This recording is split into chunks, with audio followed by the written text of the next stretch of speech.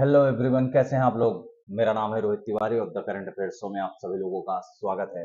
तो दोस्तों, आज है 21 जून, विश्व योगा दिवस। पूरी दुनिया विश्व योगा दिवस मना रही है, इंटरनेशनल डे फॉर योगा। ठीक है।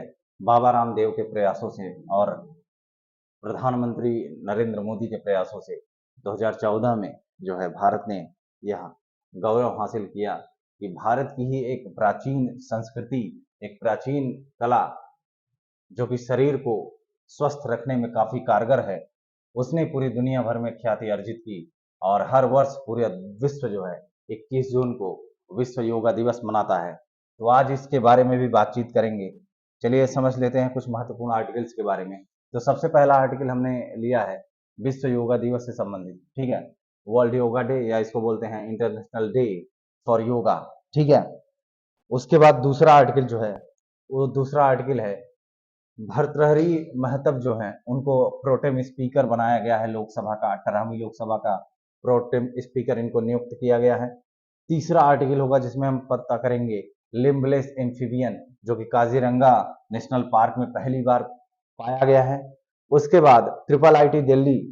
ठीक है। ट्रिपल आईटी दिल्ली का एक प्रोजेक्ट था जो कि एंटी माइक्रोबियल रेजिस्टेंस में काफी कारगर सिद्ध हो रहा था। उसने एक ज्वाइंट सेकंड प्राइज जीता है ग्लोबल कंपटीशन में। और अगला आर्टिकल जो है उसमें हम लोग जानेंगे sickle cell patients need urgent access to modern medication.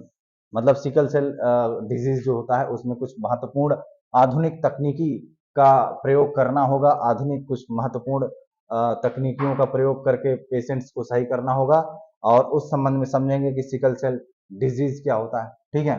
तो ये आज का आर्टिकल है। चलिए पहले आर्टिकल की तरफ बढ़ते हैं जो कि बहुत ही महत्वपूर्ण आर्टिकल है। वर्ल्ड योगा डे, आप इसको बोलते हैं इंटरनेशनल डे ऑफ योगा। ठीक है। जो कि अब तक का ये 10वां 10th international day of yoga मनाया जा रहा है। इसकी जो थीम है वो है yoga for self and society. अक्सर थीम जो है एग्जाम्स में पूछी जाती है, आपको पता होगा कि जो भी एग्जाम्स यूपीएससी यूपीपीएससी के होते हैं उसमें थीम पूछी जाती है। तो सबसे महत्वपूर्ण बात यही है कि 2024 का जो विश्व योगा दिवस है उसकी थीम क्या है। उसकी थीम है yoga for self and society. तो चलिए समझते हैं ये इंटरनेशनल डे ऑफ योगा क्यों मनाया जाता है, आखिर ये कितना जरूरी है हमारे लिए। तो ये जो योगा होता है, योगा एक प्रक्रिया है, एक प्रोसेस है, एक प्रकार का अभ्यास है, एक्सरसाइज है, जो कि हमारे शारीरिक और मानसिक ट्रांसफॉर्मेशन में बड़ा इंपॉर्टेंट रोल प्ले करता है। सबसे महत्वपूर्ण हमारे माइंड, हमारे मन और हमारी जो बॉडी है, हमारा जो शरीर है, उसके बीच में हार्मोनी पैदा करता है, एक समरसता पैदा करता है, जिससे कि दोनों के बीच में मतभेद ना उत्पन्न हो। ये एक बैलेंस प्रदान करता है हमारे विचारों और हमारे एक्शंस में कि हम सोचते क्या है और करते क्या है। कई बार हम सोचते कुछ और हैं, थॉट हमारे कुछ और होते हैं, और करते हम कुछ और हैं। मतलब थॉट और एक्शन के बीच में जो बैलेंस होना चाहिए हमारी लाइफ में, वो बैलेंस हमारे लाइफ में नहीं है। और योगा इस बैलेंस को बनाने में बहुत महत्वपूर्ण योगदान देता है। ठीक है। योगा जो है ये हमारे शरीर के विभिन्न प्रकार के जो अंग है, जैसे कि हमारा शरीर है जिसको हम स्थूल शरीर बोलते हैं, माइंड है, ठीक है, स्पिरिट है, हमारी जो आत्मा है, या हमारा जो एक प्रकार से हमारा जो इंस्टिंक्ट होता है, और सोल जो है उसको एक प्रकार से होलिस्टिक अप्रोच के साथ उसको इंटीग्रेट करने का काम करता है, एकीकृत काम करने का काम करता है, जिससे कि हमारा स्वास्थ्य और हमारा जो एक प्रकार से हमारी लाइफ है वो अच्छी हो सके। इसलिए योगा का हमारे जीवन में बहुत ही महत्वपूर्ण योगदान है, जो हमारे इस भीड़ भरी दुनिया में इस समय जो लोग इतने बिजी हैं उसमें ये जो हेक्टिक लाइफ है उसको बहुत ही अच्छे ढंग से सेलिब्रेट करने का एक मौका देती है, हमारे शरीर के बारे में हमको ध्यान देने का मौका देती है। इसलिए हम विश्व योगा दिवस मनाते हैं। हालांकि अभी इसकी और तकनीकी चीजें हैं जो है, आगे हम इसको जानेंगे।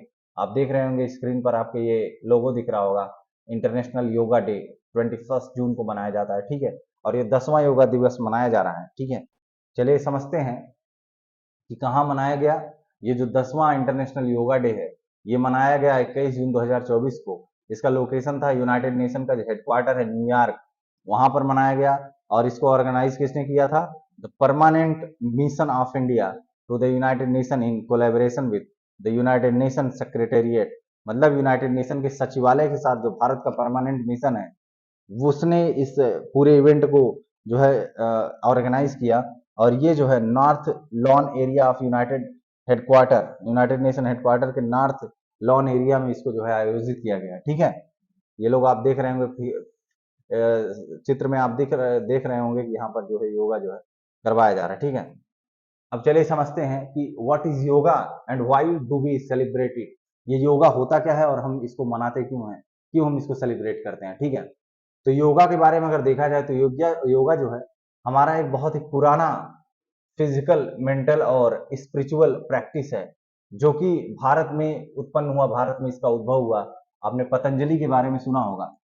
ठीक है, पतंजलि एक बहुत ही महान ऋषि थे भारत के। ठीक है, पतंजलि का योग सूत्र, ठीक है, योग सूत्र के बारे में आपने जरूर पढ़ा होगा या सुना होगा, जिसकी ओरिजिनेशन मतलब उद्भव जो है योग का यहीं से आप मान सकते हैं। और दूसरी चीज, अभी आज के इस मॉडर्न युग में बाबा रामदेव जी हैं।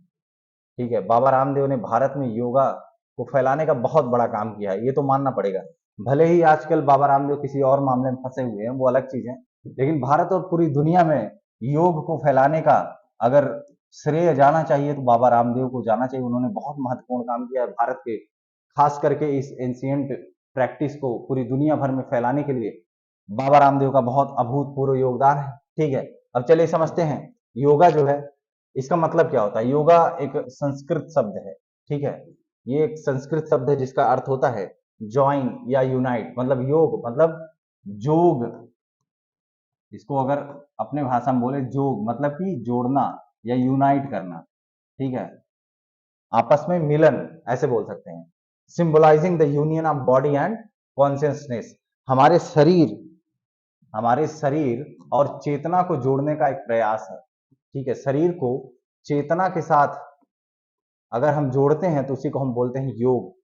ये बात दिमाग में रखिएगा कि योग एक प्रक्रिया है जिसमें शरीर को चेतना से जोड़ते हैं। अगर हम एक चेतन एनिमल्स हैं, हम चेतन अगर जानवर हैं, जैसे अगर जानवरों और मनुष्यों में एक अंतर पैदा किया जाए तो सबसे महत्वपूर्ण अंतर क्या है, चेतना का है, कॉन्शियसनेस का है।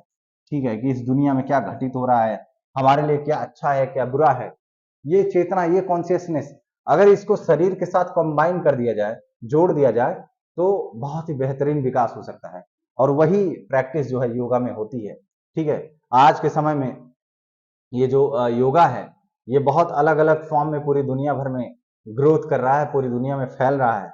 ठीक है, और इसको जो रिकॉग्नाइज किया गया पूरी दुनिया भर में, इसको जो यूनिवर्सल अपील मिली वो 11 दिसंबर 2014 को यूनाइटेड नेशन ने जो है प्रोक्लेम किया 21 जून को, कि 21 जून को ही अब international day for yoga, day of yoga मनाया जाएगा।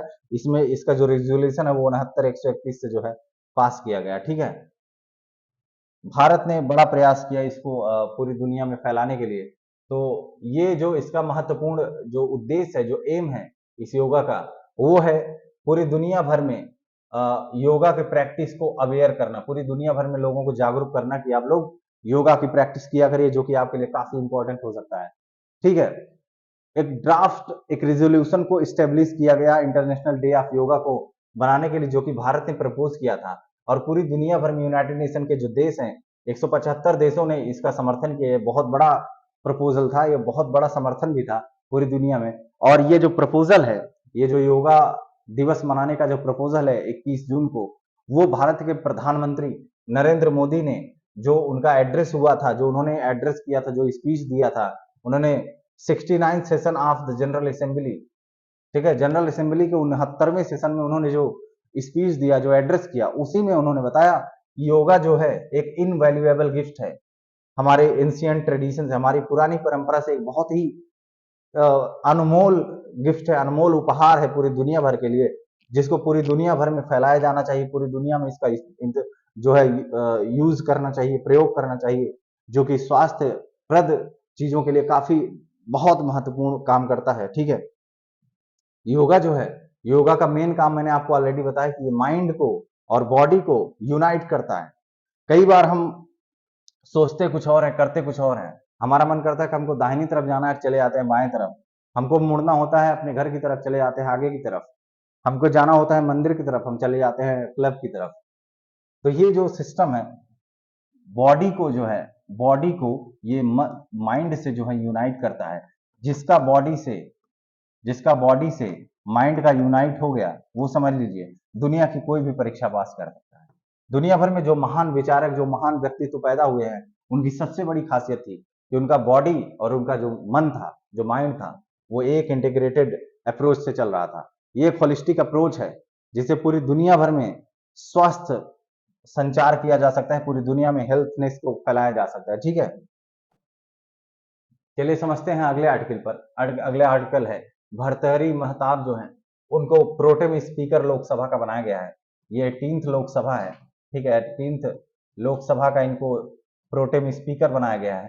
ठीक है, और ये जो इनको जो प्रोटेम स्पीकर बनाया गया, इसका अनाउंसमेंट जो पार्लियामेंट्री अफेयर्स मिनिस्टर किरण रिजिजू साहब है उन्होंने किया कि जो है भर्तृहरि साहब को जो है, जो कि 7 बार के सांसद रह चुके हैं और इससे पहले ये बीजेडी में थे, ठीक है, ये बीजू जनता दल में थे और इस बार इन्होंने बीजेपी की तरफ से चुनाव लड़ा, ठीक है, और इन्होंने जीत हासिल की और इस बार इनको जो है प्रोटेम स्पीकर बना दिया गया।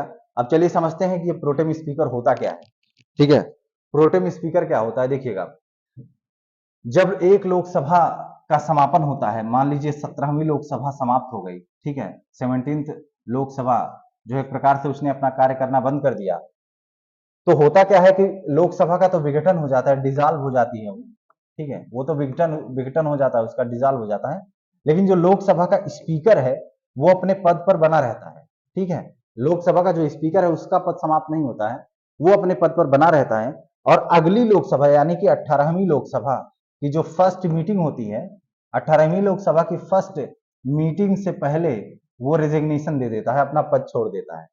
ठीक है, तो 17वीं लोकसभा का विघटन हुआ और 18वीं लोकसभा की पहली मीटिंग से पहले जो स्पीकर होता है वो अपना पद छोड़ देता है। ठीक है, तो लोकसभा का जो अध्यक्ष होता है उसकी कुछ महत्वपूर्ण कर्तव्य हैं, कुछ ड्यूटीज हैं। ठीक है, उन्हीं ड्यूटीज को पूरा करने के लिए, चूंकि मेन जो लोकसभा का अध्यक्ष है उसने अपना पद छोड़ दिया है और जब तक अगला लोकसभा का अध्यक्ष चुना जाएगा उसके बीच में कुछ महत्वपूर्ण कार्य करने होते हैं, जैसे कि सांसदों को शपथ दिलाई जाती है। ठीक है, सांसदों को शपथ दिलाई जाती है या फ्लोर टेस्ट भी करवाया जाता है। कई बार फ्लोर टेस्ट लोकसभा अध्यक्ष के चुनने से पहले फ्लोर टेस्ट होता है, तो ये फ्लोर टेस्ट भी जो है प्रोटेम स्पीकर करवाता है। ठीक है, तो डे टू डे जो प्रोसीडिंग होती है उसको कार्य करने में प्रोटेम स्पीकर की जरूरत होती है। तो जब तक अस्थाई लोकसभा का अध्यक्ष नहीं चुना जाता है तब तक प्रोटेम स्पीकर ही उसके रूप में काम करता है। तो जो भारतीय संविधान का अनुच्छेद 94 है वो बोलता है कि जब भी लोकसभा डिसॉल्व हो जाती है तो स्पीकर अपने पद पर बना रहता है। ठीक है, वो अपनी जो कुर्सी है उसको खाली नहीं करेगा जब तक कि अगली लोकसभा जो है उसकी पहली मीटिंग ना हो जाए या पहली मीटिंग से पहले तक वो अपनी कुर्सी पर बना रहता है। ठीक है, आगे समझिएगा। और इस समय क्या होता है, जब नई Lok Sabha, the speaker of the house is decided by a simple majority, मतलब लोकसभा का जो अध्यक्ष होता है उसको सिंपल मेजोरिटी से हम लोग चुन लेते हैं। ठीक है, प्रोटेम स्पीकर क्या है, वो क्यों चुना जाता है, आखिर प्रोटेम स्पीकर की जरूरत क्या है लोकसभा में, सबसे बड़ा सवाल तो ये है। प्रोटेम स्पीकर की जरूरत इसलिए है कि कुछ महत्वपूर्ण कार्य करने होते हैं लोकसभा में, जैसे कि प्रोटेम स्पीकर जो है वो, दूसरा अर्थ उसका होता है अस्थाई अध्यक्ष, क्या बोलते हैं उसको, अस्थाई अध्यक्ष, टेम्परेरली जो है स्पीकर उसको मानते हैं, फॉर द टाइम बीइंग, मतलब कुछ समय के लिए उनको बनाया जाता है, इसलिए उनको दूसरे शब्दों में आप बोल सकते हैं कि जो प्रोटेम स्पीकर होता है उसको हम अस्थाई अध्यक्ष मानते हैं। ठीक है, तो चूंकि ये जो प्रोटेम स्पीकर का पद है वो कॉन्स्टिट्यूशन में दिया नहीं, ध्यान रखिएगा, कई बार ये स्टेटमेंट पूछ सकता है, ऐसे लिखेगा, आपको भ्रमित करने के लिए लिख देगा, स्टेटमेंट फर्स्ट में लिख देगा कि प्रोटेम स्पीकर पद का प्रावधान संविधान में किया गया है। ठीक है, ये शब्द लिख देगा कि प्रोटेम स्पीकर पद का प्रावधान जो है वो संविधान में किया गया है, लेकिन सच बात यह है कि प्रोटेम स्पीकर का जो पद है वो संविधान में नहीं दिया गया है, संविधान में मेंशन नहीं है।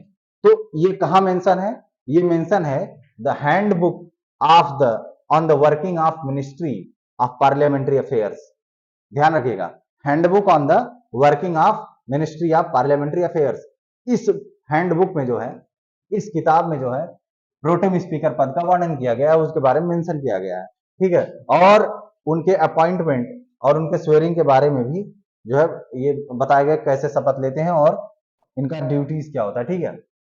तो जो हैंडबुक होती है वो बोलती है, हैंडबुक जो है लिखी गई उसमें लिखा गया है कि जब स्पीकर का पद खाली हो जाता है, ठीक है, क्योंकि नई लोकसभा की पहली मीटिंग से पहले स्पीकर का पद जो है खाली हो जाता है, तो इन ड्यूटीज को पूरा करने के लिए एक मेंबर, जो एक लोकसभा का कोई मेंबर हो, उसको अपॉइंट किया जाता है। और उसको कौन अपॉइंट करता है? प्रेसिडेंट करता है एज ए स्पीकर, या उसको प्रोटेम बोलते हैं। एज ए प्रोटेम स्पीकर उसको बनाया जाता है। खास करके उसको कौन बनाता है? उसको बनाता है प्रेसिडेंट, ठीक है। कौन बनाता है? प्रेसिडेंट बनाता है, ठीक है, ये बात ध्यान रखिएगा। अब क्यों बनाता है, उसमें सबसे महत्वपूर्ण बात है कि जो नए सांसद आते हैं, जो नए सांसद होते हैं, उनको शपथ दिलाने के लिए इनका सबसे प्राइमरी, अगर इनका प्राइमरी काम हम देखें, what is the primary duty of pro tem speaker?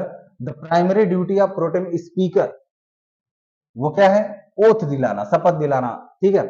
तो जो आर्टिकल 99 है संविधान का अनुच्छेद 99, वो क्या बोल रहा है कि every member of the house shall before taking his seat, मतलब अपना सीट ग्रहण करने से पहले, अपना कुर्सी संभालने से पहले, make and subscribe before the president और some person appointed in that behalf of by him. मतलब कि अगर वो अपनी कुर्सी पर बैठना चाहते हैं, अपना पद ग्रहण करना चाहते हैं, तो उससे पहले उनको जो है ओथ या उनको शपथ लेनी होगी, अफर्मेशन लेना होगा। चाहे तो प्रेसिडेंट दिलाएगा या प्रेसिडेंट अपने द्वारा किसी व्यक्ति को नियुक्त करेगा, और उसी व्यक्ति का नाम होता है प्रोटेम स्पीकर। और ये कौन सी शपथ लेंगे? जो third schedule of the constitution में दिया है, संविधान की तीसरी अनुसूची में जो ओथ और शपथ दी गई है, उसी के बारे में इसमें बताया गया है, ठीक है। मामला समझिए। अगला आर्टिकल जो है उसके बारे में समझिएगा। अगला आर्टिकल जो है इसमें बताया गया है कि एक लिम्बलेस एम्फीबियन जो है काजीरंगा नेशनल पार्क में पाया गया पहली बार, ठीक है। Limbless amphibian has been added to the fauna in the 1307.45 square kilometre Kaziranga National Park and the tiger reserve, ठीक है। सबसे महत्वपूर्ण समझिएगा कि ये लिम्बलेस एम्फीबियंस क्या होते हैं।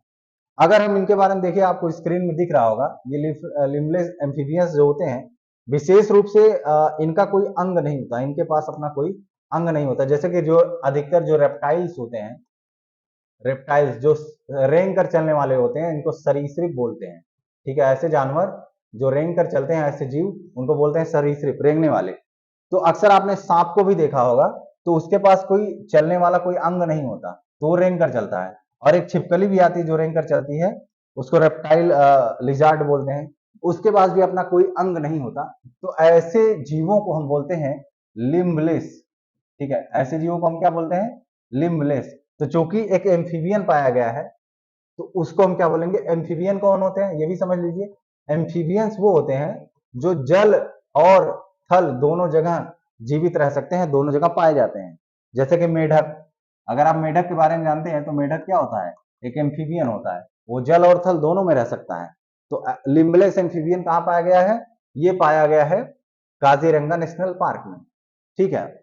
तो रेप्टाइल और एम्फीबियन जो होते हैं उनको हम बोलते हैं हर्पीटोफना। रेप्टाइल और एम्फीबियन जो है उनको मिलाकर क्या बोला जाता है?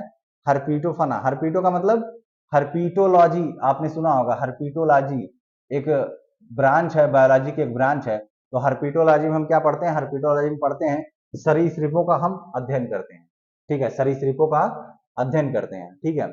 तो सबसे बड़ी समस्या ये है कि जो जो लिम्बलेस एम्फीबियंस हैं, इनकी स्टडी बहुत कम हुई है, ठीक है। इनकी स्टडी बहुत कम हुई है। इस वजह से हुआ क्या है, ये क्लाइमेटिक चेंज के लिए बहुत सुभेद्य है, बहुत वल्नरेबल है। इनके ऊपर क्लाइमेटिक चेंज का बहुत भयंकर असर पड़ता है। इस वजह से इनकी संख्या में गिरावट देखी गई है, ठीक है। ये बात समझिएगा। और इनके बारे में कहा गया कि caecilians are limbless amphibians that spend most of their lives in burrowed under soil, मतलब जो मिट्टी होती है उसके अंदर जो छेद बनाकर ये रहते हैं, सिसिलियन से इनको बोलते हैं। और ये बहुत, इनके बारे में बहुत कम स्टडी की गई है, जिसका वजह ये है, जिसका परिणाम आप बोल सकते हैं कि इनके ऊपर क्लाइमेट चेंज का बड़ा भयंकर असर पड़ता है। और ये हो सकता है कि इनकी संख्या में गिरावट देखी जा सकती है, ठीक है। तो ये पूरा मामला है, इसको काजीरंगा की अथॉरिटीज ने बताया, ठीक है। अब चलिए आगे समझते हैं। तो अब काजीरंगा के बारे में अगर थोड़ा समझना चाहे तो आप समझ सकते हैं। तो काजीरंगा आप स्क्रीन पर देख रहे होंगे कि काजीरंगा जो है ये नागा हिल्स आप देख रहे होंगे, ठीक है, नागा हिल्स है इधर, और इधर ग्रेट हिमालयाज हैं, ठीक है। उसके बाद ये जो है क्या कहते हैं, ये बांग्लादेश का पूरा आपको एरिया दिख रहा होगा, ठीक है। तो इस प्रकार से आप देख सकते हैं कि ब्रह्मपुत्र नदी जो है उसके किनारे ये जो है काजीरंगा नेशनल पार्क बसा बसा हुआ है। अभी इसके बारे में और अच्छे समझेंगे, आगे देखिएगा। इसमें बहुत डाइवर्स इकोसिस्टम है जो काजीरंगा नेशनल पार्क है। यहाँ पर आपको फूड प्लेन्स भी देखने को मिल जाएंगे, वेटलैंड मिल जाएगा, ग्रास लैंड मिल जाएगा, और हिली एरियाज भी मिल जाएंगे, ठीक है, जो कि एक आइडियल हैबिटाट देते हैं हर्पिटोफाना के लिए। मतलब ये जो सरीसृप वर्ग है, जो एम्फीबियंस होते हैं, सरीसृप और एम्फीबियंस, उनके लिए बहुत ही अच्छा एक नेचुरल वातावरण तैयार होता है, ठीक है। और टाइगर रिजर्व जो है वहां पर आप देख सकते हैं कि 24 स्पीसीज जो है एम्फीबियंस की पाई जाती हैं, और 74 स्पीसीज किसकी पाई गई, रेप्टाइल्स की। और यह 21, जैसे दुनिया पूरे भारत में जो 29 स्पीसीज हैं टर्टवाइज की, उसमें से तो 21 स्पीसीज जो है इसी नेशनल पार्क में ही पाई जाती, काजीरंगा में ही, ठीक है। और ये कौन से हैं, fresh water turtles found in India, मतलब पूरे भारत में जो फ्रेश वाटर टर्टल पाए जाते हैं उनकी भी स्पीसीज यहाँ पाई जाती है, ठीक है। बात ये है, आगे समझिएगा। अब काजीरंगा के बारे में समझिएगा, थोड़ा सा अच्छे से समझिए। ये कहाँ पाया गया है, काजीरंगा नेशनल पार्क जो है वो असम में है, ठीक है। और ये जो ब्रह्मपुत्र नदियों का किनारा है, ठीक है, ब्रह्मपुत्र नदी जो है उसके किनारे स्थित है, और दो ब्रह्मपुत्र और कार्बी हिल्स के बीच में है। मतलब एक तरफ तो ब्रह्मपुत्र नदी है, दूसरी तरफ कार्बी मिकिर हिल्स जिसको बोलते हैं उसके बीच में पाया गया है, ठीक है। और यह अनमोडिफाइड नेचुरल एरियाज है, भारत का नॉर्थ ईस्टर्न इलाके में पाए जाने वाला ये अनमोडिफाइड नेचुरल, मतलब यहाँ पर अभी कोई ज्यादा खास डिस्टर्बेंस नहीं है। ये largest undisturb and representative area in the Brahmaputra valley flood plains, मतलब ब्रह्मपुत्र वैली फ्लड प्लेन्स में ये बहुत अनडिस्टर्ब एरिया है, और बहुत ही नेचुरल चीज है जहाँ पर बहुत सारे जीव पाए जाते हैं, बहुत सारे वेजिटेशन पाए जाते हैं। और यह जो है ईस्टर्न हिमालयन जो बायोडाइवर्सिटी है उस हॉट स्पॉट का पार्ट भी है। और जो दिफ्लू रिवर है, दिफ्लू नदी जो है यहीं से निकलती है। और एक महत्वपूर्ण चीज ये भी समझिए कि जो नेशनल हाईवे 37 है वो भी यहीं से क्रॉस करता है, यहीं से निकलता है, ठीक है। चलिए थोड़ा ये देख लीजिए, इसको नेशनल पार्क का दर्जा कब मिला, नेशनल पार्क का दर्जा इसको मिला 1974 में, और 2006 में इसको टाइगर रिजर्व भी डिक्लेयर किया गया, ठीक है। इंटरनेशनल रिकॉग्निशन कब इसको मिलता है, it was designated UNESCO world heritage site in 1985, 1985 में इसको विश्व विरासत स्थल जो है घोषित किया गया। और यह इंपॉर्टेंट बर्ड एरिया जो है घोषित किया गया किसके द्वारा, बर्ड लाइफ इंटरनेशनल के द्वारा। मतलब यहाँ पर कुछ महत्वपूर्ण पक्षियों की प्रजातियां पाई जाती है, इसलिए ये महत्वपूर्ण बर्ड लाइफ एरिया भी इसको बनाया गया, ठीक है। काजीरंगा में अगर देखा जाए तो ये तकरीबन 2/3 दुनिया भर के great Indian one horn rhinos जो होते हैं, ये राइनोज हैं, इनको आप देखिए, जो वन हॉर्न राइनोज हैं उनके लिए हैबिटाट प्रदान करता है। और यह बहुत कंजर्वेशन अचीवमेंट्स इसने प्राप्त किए इस काजीरंगा नेशनल पार्क में। बहुत तरीके से इसने, बहुत खास करके वन हॉर्न राइनोज को तो बचाने में इसका बहुत महत्वपूर्ण योगदान रहा है। नहीं तो एक समय ऐसा आया था कि जो वन हॉर्न राइनोज हैं उनकी संख्या में बहुत भयंकर गिरावट देखी गई, और लग रहा था कि ये पूरी तरीके से क्या हो जाएंगे, पूरी तरीके से विलुप्त हो जाएंगे। तो इनको विलुप्त होने से बचाने में इस नेशनल पार्क का बड़ा योगदान रहा। इनकी जो ब्रीडिंग हुई वो बहुत बड़े स्तर पर हुई, ठीक है। तो इनको एक प्रकार से एक्सटिंक्शन से बचाने में बड़ा योगदान किया। और यहाँ पर one of the highest density of tigers in the country, पूरे भारत में जो कुछ महत्वपूर्ण टाइगर डेंसिटी वाले नेशनल पार्क है उसमें इसका भी स्थान है। तो इसलिए 2006 में इसको टाइगर रिजर्व बना दिया गया। और it is one of the last remaining Holmes of the endangered and endemic western hoolock Gibbon. थोड़े दिनों पहले हम लोगों ने द हिंदू के ही एक आर्टिकल से बात पढ़ी थी, हुलॉक गिब्बन्स के बारे में हमने पढ़ी थी, और उसको बहुत अच्छे डिटेल में मैंने बताया हुआ है। फिर भी आप इसमें समझिए कि ये एक लास्ट अंतिम घर बचा हुआ है किसके लिए, वेस्टर्न हुलॉक गिब्बन्स के लिए। और ये only species of apps found in India, ये पूरे भारत में केवल अकेली एप्स की जो है स्पीसीज पाई जाती है। It is one of the last homes of the critically endangered Bengal florican. Bengal florican का क्रिटिकली इंडेंजर्ड मतलब कि बहुत ही संकटग्रस्त प्रजाति जो है उसके लिए भी एक घर है, एक प्रकार से नेशनल पार्क जो है काजीरंगा नेशनल पार्क, उनके लिए हैबिटाट का काम कर रहा है। ठीक है, तो काफी महत्वपूर्ण स्थान रखता है भारत में ये। ठीक है, अब चलिए एक और आर्टिकल है, IIT Delhi, triple IT Delhi के प्रोजेक्ट जो है, उसका जो प्रोजेक्ट था उसने जीत हासिल की है, सेकंड प्राइज प्राप्त किया है ग्लोबल कंपटीशन में। और ये किससे संबंधित कंपटीशन था? ये कंपटीशन था कि कैसे टैकल किया जाए दुनिया भर में जो एंटी माइक्रोबियल रेजिस्टेंस बढ़ रहा है, पूरी दुनिया भर में एंटी माइक्रोबियल रेजिस्टेंस बढ़ रहा है। उस बढ़ते हुए एंटी माइक्रोबियल रेजिस्टेंस को किस तरीके से टैकल किया जाए, कैसे उसको रोका जाए, उसका रिजॉल्व कैसे किया जाए, उसका उपाय कैसे ढूंढा जाए, इसी संबंध में इन्होंने अपना जो है प्रोजेक्ट तैयार किया और इस प्रोजेक्ट ने सेकंड प्राइज जीता है। ठीक है, और इस प्रोजेक्ट का नाम था AMR सेंस। ठीक है, empowering communities with proactive one health ecosystem, मतलब जो हेल्थ इकोसिस्टम है उसको प्रोएक्टिव तरीके से जो है काम करने के लिए, खास करके जो आईआईटी ट्रिपल आईटी दिल्ली के तो प्रीतेश सेठी जी हैं, उन्होंने कोलैबोरेट किया था किसके साथ साथ? क्रीपैथ के साथ किया था, 1mg.com के साथ किया था, और Indian council of medical research के साथ इन्होंने कोलैबोरेट करके इस प्रोजेक्ट पर काम किया और इस प्रोजेक्ट को कहीं ना कहीं उसका पुरस्कार तो हासिल हुआ। ठीक है, अब एंटी माइक्रोबियल रेजिस्टेंस क्या होता है उसके बारे में समझ लीजिए। एंटी माइक्रोबियल रेजिस्टेंस जो होता है वो जो माइक्रो ऑर्गेनिजम्स होते हैं उनको प्राप्त होता है किसके खिलाफ? एंटी माइक्रोबियल ड्रग्स के खिलाफ।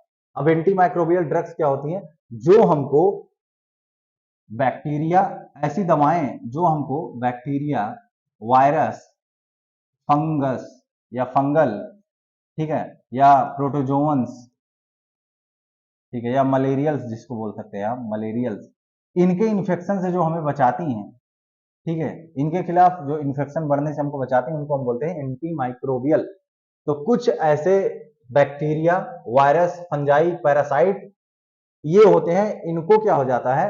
इनको रेजिस्टेंस प्राप्त हो जाता है, मतलब जो दवा हम यूज करते हैं इनके ऊपर वो काम नहीं करती, ये अपने आप को उसके लिए ढाल लेती हैं, तो इसी को हम बोलते हैं एंटी माइक्रोबियल रेजिस्टेंस। मतलब हमारी जो दवा है वो इस बैक्टीरिया पर असर नहीं कर रही है, इसी को हम बोलते हैं एंटी माइक्रोबियल रेजिस्टेंस। अब हो क्या रहा है, इससे समस्या क्या आ रही है कि जो एंटी फंगल्स हैं, एंटी वायरल्स हैं, एंटी मलेरियल्स हैं और एंटी एंथेलिमिटिक्स हैं, ये क्या है?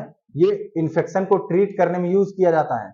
अब दिक्कत क्या है कि जो माइक्रो ऑर्गेनिज्म है ये एंटी माइक्रोबियल रेजिस्टेंस पैदा कर लेते हैं, इससे जो रोग हुआ है वो रोग ठीक नहीं होगा। और दुनिया भर में ये समस्या पैदा हो रही है, दुनिया भर में 10वीं सबसे खतरनाक ग्लोबल थ्रेट जो है, WHO ने इसको घोषित किया गया।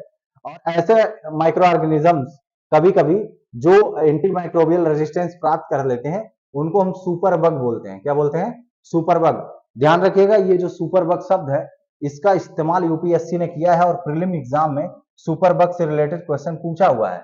ये बहुत हल्का टॉपिक नहीं, बहुत महत्वपूर्ण टॉपिक है, इस पर आप जरूर ध्यान दीजिएगा। ठीक है, तो AMR जो है एंटी माइक्रोबियल रेजिस्टेंस को WHO ने 10th top 10 threat to global health, मतलब पूरी दुनिया भर में जो स्वास्थ्य है उसको खतरनाक तरीके से प्रभावित करने में इसको प्रमुख 10 स्थानों में रखा है। ठीक है, अब सिकल सेल पेशेंट को urgent access to modern medication, उनको मॉडर्न मेडिकेशन से एक्सेस होना चाहिए, उनको उनको मिलना चाहिए।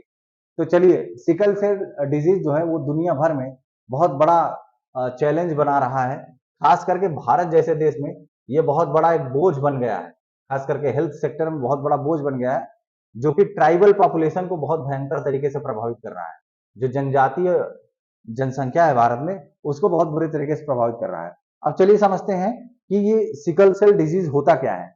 ठीक है, सिकल सेल डिजीज होता क्या है उसको समझिएगा। तो सिकल सेल डिजीज जो है वो एक गंभीर परिस्थिति, एक क्रोनिक कंडीशन है, जिसमें होता क्या है, एक प्रकार से ये इनहेरिटेड डिसऑर्डर है जो कि हीमोग्लोबिन को प्रभावित करती है। ठीक है, ये एक इनहेरिटेड डिसऑर्डर है जो हीमोग्लोबिन को प्रभावित करती है। और हीमोग्लोबिन है क्या? हीमोग्लोबिन एक प्रोटीन होता है जो कि पूरे शरीर में ऑक्सीजन के ट्रांसपोर्ट के लिए रिस्पॉन्सिबल होता है। पूरे शरीर में, आप ध्यान रखिएगा, ये हमारा बॉडी है तो इस पूरे शरीर में ऑक्सीजन को ट्रांसपोर्ट करने का काम कौन करता है? ये काम करता है हीमोग्लोबिन। ठीक है, और हीमोग्लोबिन पाया कहाँ जाता है? हीमोग्लोबिन आरबीसी में पाया जाता है। ठीक है, ध्यान रखिएगा, हीमोग्लोबिन कहाँ पाया जाता है? आरबीसी में। ठीक है, तो हीमोग्लोबिन पूरे शरीर में ऑक्सीजन फैलाता है तो ये जो सिकल सेल डिजीज होता है इसमें दिक्कत ये होती है, क्योंकि आपको पता है कि जो आरबीसी है उनका आकार होता है डिस्क के आकार का, गोला डिस्क आकार का होता है। लेकिन जब सिकल सेल डिजीज होता है तो वही गोलाकार हो जाता है हंसियाकार, ऐसे करके हो जाता है। इसको आप बोलते हैं हंसियाकार या सिकल सिकल सिकल साइज का हो जाएगा। तो इसमें क्या होता है, जो हीमोग्लोबिन होता है उसकी जो मात्रा है वो बहुत भयंकर तरीके से प्रभावित हो जाएगी, वो डिस्टॉर्ट हो जाएगी। तो जो ऑक्सीजन को ट्रांसपोर्ट करने का इसका काम है वो प्रभावित होता है। ये सबसे बड़ी समस्या है, ठीक है। रेड ब्लड सेल जो होती हैं वो क्या करती हैं, वो डिस्क लाइक शेप लेती हैं, जो कि फ्लेक्सिबल होता है, ठीक है, और स्मूथ मूवमेंट करती हैं। ये ब्लड वेसल के थ्रू इनका स्मूथ मूवमेंट होता है। जैसे देख लीजिए, ये ब्लड वेसल है, आप देख रहे होंगे, ये ब्लड वेसल है, और इसी में आपको दिख रहा होगा ये जो है आरबीसी जो है यहाँ से क्या हो रही है, ट्रेवल कर रही है, ठीक है। ये डिस्क के आकार होती हैं और फ्लेक्सिबल होती हैं, ठीक है। अब दिक्कत ये होती है एससीडी में, एक जेनेटिक म्यूटेशन हो जाता है, जिससे कि जो रेड ब्लड सेल है उनकी एक अलग ही क्रीसेंट, जैसे आपने चांद देखा है ना, चांद अर्धचंद्राकार ऐसे इस वाले आकार की बन जाती हैं, जिसको हम बोलते हैं सिकल सेल, जिनको हम बोलते हैं सिकल शेप की। तो उससे दिक्कत क्या होती है, उससे हीमोग्लोबिन जो है वो ऑक्सीजन को सही तरीके से पूरे शरीर में नहीं फैला पाता है, इस वजह से समस्या बढ़ जाती है। अब ये एससीडी की बात की जाए तो ये 20 मिलियन लोगों को पूरी दुनिया भर में प्रभावित करता है। और भारत जो है, भारत में तो बहुत भयंकर समस्या है इसकी, इसमें बहुत सारे लाखों लोग जो है इससे इफेक्टेड हैं, ठीक है। और इसका जो हाई मतलब उच्च स्तरीय जो प्रसार है, हाई प्रेवलेंस है, वो जेनेटिक डिसऑर्डर की वजह से है। और इसको जरूरत है कि जल्द से जल्द इसको हम टारगेट करें और एक रोबस्ट हेल्थ केयर, बहुत ही अच्छे तरीके से हेल्थ केयर और इंफ्रास्ट्रक्चर के डेवलपमेंट के साथ हम इसको जो है प्रभावित करें, इसको अच्छे तरीके से मिटिगेट करें, ठीक है। एक आर्टिकल छपा है, फोर्ब्स ने छापा है, उसमें लिखा गया है कि जो भारत है, इंडिया है the second highest global prevalence of the disease, मतलब ये सीडी जो डिजीज है, सिकल सेल डिजीज जो है, ये पूरे भारत में दूसरे नंबर पर सबसे ज्यादा फैलने वाला रोग है। Newborn screening programmes aimed at early detection of SCD, मतलब जो नए नए स्क्रीनिंग प्रोग्राम जो है, मतलब टेस्ट के जो प्रोग्राम है वो जो है उनके उनके यूज करने से हम पूरी दुनिया भर में इसका बहुत अर्ली टाइम में जो है इसका पता लगा सकते हैं, ठीक है। अब इसका ट्रीटमेंट कैसे होगा, हालांकि अभी हाल ही में जो एससीडी का ट्रीटमेंट है वो बहुत सारे रिमार्केबल एडवांसमेंट प्राप्त कर चुका है, बहुत सारे नए तरीके की खोज हो चुकी है। और पहले क्या होता था, जो 10-20 सालों पहले क्या होता था, हाइड्रोक्सी यूरिया एक डिजीज मॉडिफाइंग थेरेपी थी, मतलब रोग को ठीक करने का केवल एकमात्र तरीका क्या हुआ करता था, हाइड्रोक्सी यूरिया। और अभी तो बहुत सारे मल्टीपल मेडिकेशंस मौजूद हैं जिनसे हम एससीडी को जो है ठीक कर सकते हैं, ठीक है। बहुत सारे सालों के सिम्टम के मैनेजमेंट के बाद जो है इसका जो ट्रीटमेंट है, उसकी जो स्ट्रेटजी है, हमको इन सब तरीकों को मॉडिफाई करने के बारे में जो है सोचना चाहिए, ठीक है। सबसे महत्वपूर्ण चीज है। अब जो ब्रेक थ्रू हमको मिलना चाहिए, खास करके जीन थेरेपी में, ठीक है, हमको we can now discuss transformative curative therapy, हमको क्यूरेटिव थेरेपी के बारे में सोचना चाहिए, ठीक है। ये पूरा मामला है। अब एक प्रीलिम का क्वेश्चन है, उससे आज का जो है लास्ट आर्टिकल था वो खत्म हो गया, अब प्रीलिम का क्वेश्चन देख लेते हैं। तो प्रीलिम का क्वेश्चन क्या है, which part of blood is affected in sickle cell disease, sickle cell disease में कौन सा पार्ट जो है अफेक्ट होता है, प्रभावित होता है। जरूर इसका उत्तर आप दीजिएगा, लेकिन मैं आपको उत्तर दे रहा हूं, उसका आंसर होगा ए, रेड ब्लड सेल्स। जो रेड ब्लड सेल होता है, क्योंकि वो रेड ब्लड सेल में पाया जाता है हीमोग्लोबिन, ठीक है, इसमें हीमोग्लोबिन पाया जाता है। और हीमोग्लोबिन का काम क्या है, ट्रांसपोर्टेशन ऑफ, हीमोग्लोबिन का काम होता है ट्रांसपोर्टेशन ऑफ ऑक्सीजन।